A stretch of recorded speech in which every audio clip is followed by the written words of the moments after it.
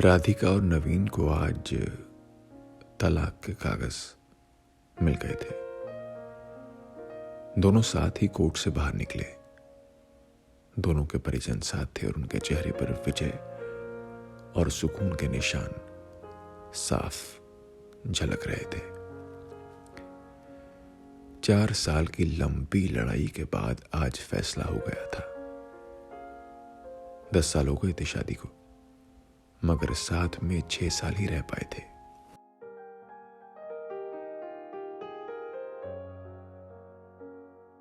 चार साल तो तलाक की कार्यवाही में लग गए। राधिका के हाथ में दहेज के सामान की लिस्ट थी जो अभी नवीन के घर से लेना था, और नवीन के हाथ में गहनों की लिस्ट थी जो राधिका से लेने थे। साथ में कोर्ट का यह आदेश भी था कि नवीन 10 लाख रुपए की राशि राधिका को चुकाएगा। राधिका और नवीन दोनों एक ही टेम्पो में बैठकर नवीन के घर पहुंचे। दहेज में दिए सामान की निशानदेही राधिका को करनी थी, इसीलिए 4 वर्ष बाद ससुराल जा रही थी। आखिरी बार, बस उसके बाद कभी नहीं आना था उधर। सभी परिजन अपने अपने घर जा चुके थे। बस 3 प्राणी बचे थे, नवीन, राधिका और राधिका की माताजी। नवीन घर में अकेला ही रहता था। माँ बाप और भाई आज भी गांव में ही रहते हैं। राधिका और नवीन का इकलौता बेटा जो अभी 7 वर्ष का है, कोर्ट के फैसले के अनुसार बालिग होने तक वह राधिका के पास ही रहेगा। नवीन महीने में 1 बार उससे मिल सकता है। घर में प्रवेश करते ही पुरानी यादें ताजा हो गई। कितनी मेहनत से सजाया था इसको राधिका ने। एक एक चीज में उसकी जान बसी थी। सब कुछ उसकी आंखों के सामने बना था। एक एक ईंट से धीरे धीरे बनते घरौंदे को पूरा होते देखा था उसने। सपनों का घर था उसका।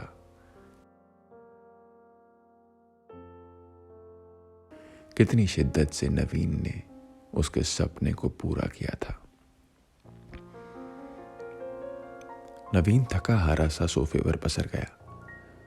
बोला, ले लो जो कुछ भी चाहिए, मैं तुझे नहीं रोकूंगा। राधिका ने अब गौर से नवीन को देखा। 4 साल में कितना बदल गया है। बालों में सफेदी झांकने लगी है। शरीर पहले से आधा रह गया है। 4 साल में चेहरे की रौनक ही गायब हो गई। वह स्टोर रूम की तरफ बढ़ी जहां उसके दहेज का अधिकतर सामान पड़ा था। सामान ओल्ड फैशन का था, इसीलिए कबाड़ की तरह स्टोर रूम में डाल दिया था। मिला भी कितना था उसको दहेज। प्रेम विवाह था दोनों का। घर वाले तो मजबूरी में साथ हुए थे।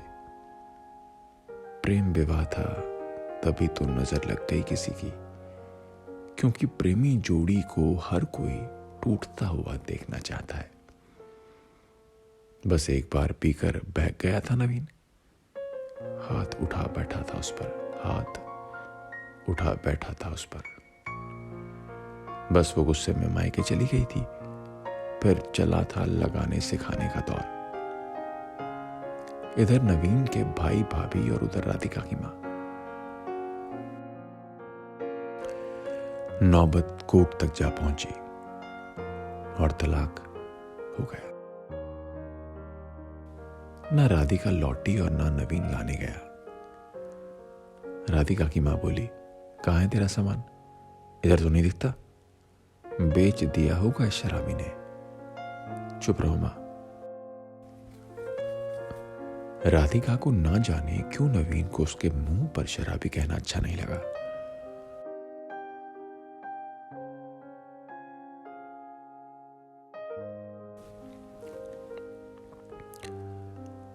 फिर स्टोर रूम में पड़े सामान को एक एक कर लिस्ट से मिलाया गया। बाकी कमरों से भी लिस्ट का सामान उठा लिया गया। राधिका ने सिर्फ अपना सामान लिया, नवीन के सामान को छुआ भी नहीं। फिर राधिका ने नवीन को गहनों से भरा बैग पकड़ा दिया। नवीन ने बैग वापस राधिका को दे दिया। रख लो, मुझे नहीं चाहिए, काम आएंगे तेरी मुसीबत में। गहनों की कीमत 15 लाख से कम नहीं थी। क्यों? कोर्ट में तो तुम्हारा वकील कितनी दफा गहने गहने चिल्ला रहा था। कोर्ट की बात कोर्ट में खत्म हो गई राधिका। वहां तो मुझे भी दुनिया का सबसे बुरा जानवर और शराबी साबित किया गया है।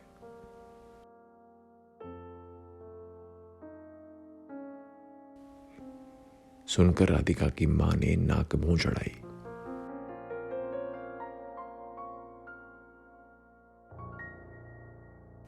नहीं चाहिए, वो 10 लाख भी नहीं चाहिए। क्यों? कहकर नवीन सोफे से खड़ा हो गया। बस यूं ही राधिका ने मुंह फेर लिया। इतनी बड़ी जिंदगी पड़ी है, कैसे काटोगी? ले जाओ, काम आएंगे। इतना कहकर नवीन ने भी मुंह फेर लिया और दूसरे कमरे में चला गया। शायद आंखों में कुछ उमड़ा होगा जिसे छुपाना भी जरूरी था। राधिका की माताजी गाड़ी वाले को फोन करने में व्यस्त थी। राधिका को मौका मिल गया। वो नवीन के पीछे उस कमरे में चली गई। वो रो रहा था, अजीब सा मुंह बनाकर, जैसे भीतर के सैलाब को दबाने दबाने की जद्दोजहद कर रहा हो। राधिका ने उसे कभी रोते हुए नहीं देखा था। आज पहली बार देखा। ना जाने क्यों दिल को कुछ सुकून सा मिला।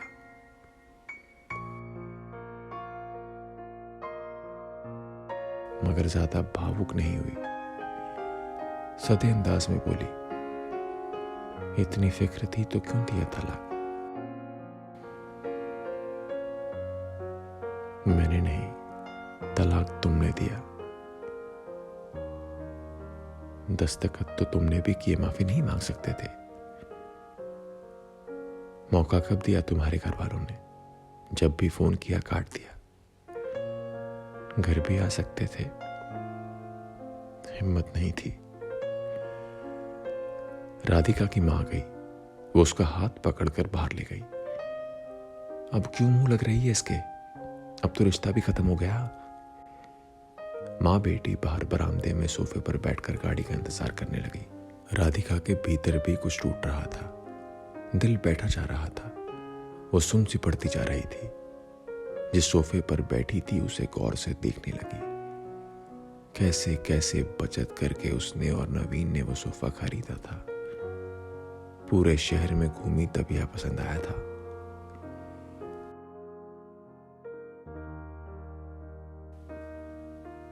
फिर उसकी नजर सामने तुलसी के सूखे पौधे पर पड़ी। कितनी शिद्दत से देखभाल किया करती थी। उसके साथ तुलसी भी घर छोड़ गई। घबराहट और बढ़ी तो वह फिर से उठकर भीतर चली गई। मां ने पीछे से पुकारा मगर उसने अनसुना कर दिया। नवीन बेड पर उल्टे मुंह पड़ा था। एक बार तो उसे दया आई उस पर, मगर वह जानती थी कि अब तो सब कुछ खत्म हो चुका है, इसलिए उसे भावुक नहीं होना है। उसने सरसरी नजर से कमरे को देखा।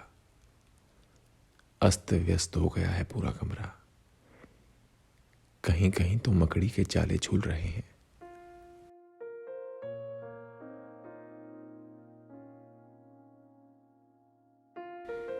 कितनी नफरत थी उसे मकड़ी के जालों से।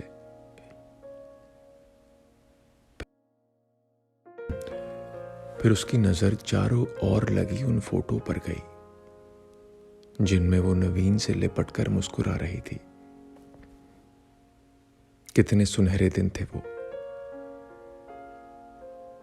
इतने में मां फिर आ गई, हाथ पकड़कर उसे फिर बाहर ले गई। बाहर गाड़ी आ गई थी, सामान गाड़ी में डाला जा रहा था। राधिका सुन सी बैठी थी। नवीन गाड़ी की आवाज सुनकर बाहर आ गया।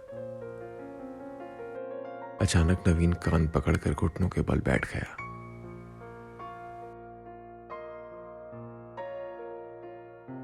बोला, मत जाओ, माफ कर दो। शायद यही वो शब्द थे जिन्हें सुनने के लिए 4 साल से तड़प रही थी। सब्र के सारे बांध एक साथ टूट गए। राधिका ने कोर्ट के फैसले का कागज निकाला और फाड़ दिया, और मां कुछ कहती उससे पहले ही लिपट गई नवीन से। साथ में दोनों बुरी तरह रोते जा रहे थे।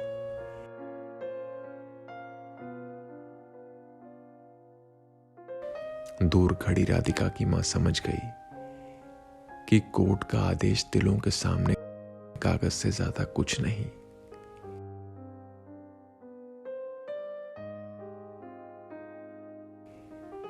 काश उनको पहले मिलने दिया होता।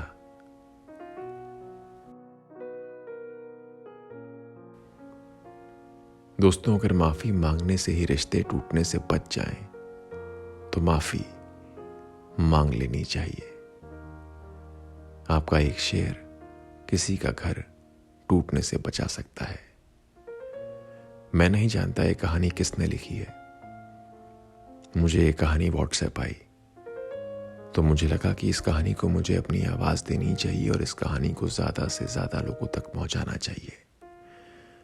फिलहाल मुझे दीजिए इजाजत एक और अच्छी कहानी के साथ, अच्छे मकसद और अच्छे मैसेज के साथ। मैं विवेक जेटली फिर से आपके सामने बहुत जल्दी हाजिर हो जाऊंगा। बहुत बहुत शुक्रिया।